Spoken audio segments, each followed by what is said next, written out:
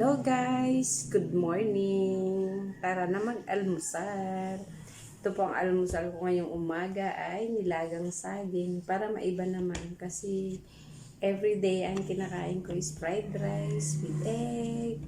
Basta ganun mga fried kanin ang kinakain ko sa umaga. Pero ngayon tinamad ako magsaing. Kaya sabi ng asawa ko, bumili raw siya ng saging, nilaga niya. Para maiba naman, nilagang saging sa umaga. Tara, kain tayo. Timpla tayo ng gatas. Bes na magkape ako, so magagatas tayo ngayon. Kasi para maiwasan na ang sakit sa tuhod. Sumasakit na kasi ang aking tuhod, ang bewang. Kaya naisipan ko maggatas na lang ako sa umaga. Before, pag naglalaba ako, nananakit ang aking bewang, tuhod, o kaya pagkagising ko sa umaga. So, sinabi ko sa asawa ko, kailangan ko na siguro maggatas.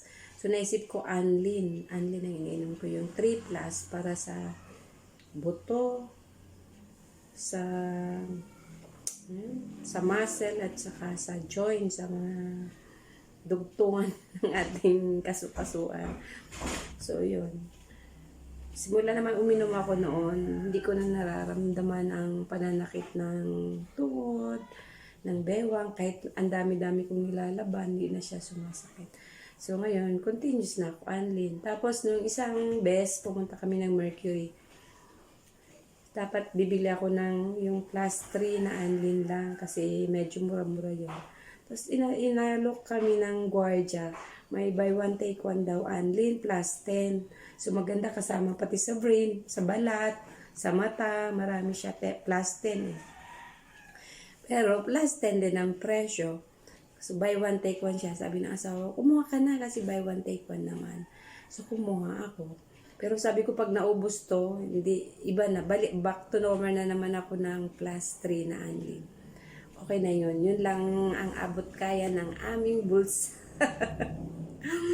Kasi kahit syempre mahal, naiwasan naman ang pananakit ng tuhod kasi maganda talaga siya sa buto. Kaya payo ko sa mga magkakaedad na ng 50, pag mag-50 na kayo, maggatas na lang kayo.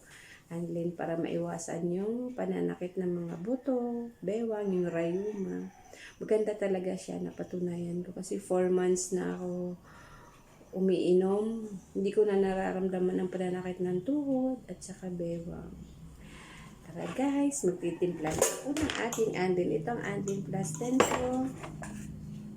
Ito ang cup niya. Okay. Ang laki ng cup niya. So, 2 cups. 2 times a day sa umaga at saka sa hapon ang inom ko. Maganda talaga siya. Napatunayan ko talaga maganda. Hindi na sumasakit ang aking mga bewang, ang aking mga joints. Kaya masasabi ko sa inyo, uminom na kayo ng gatas. Gatas tayo at saka saging.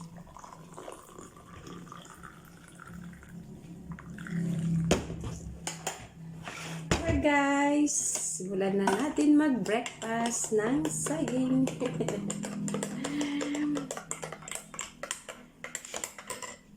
Kain na tayo. Yun lang guys. Thank you so much for watching. God bless everyone. Bye-bye.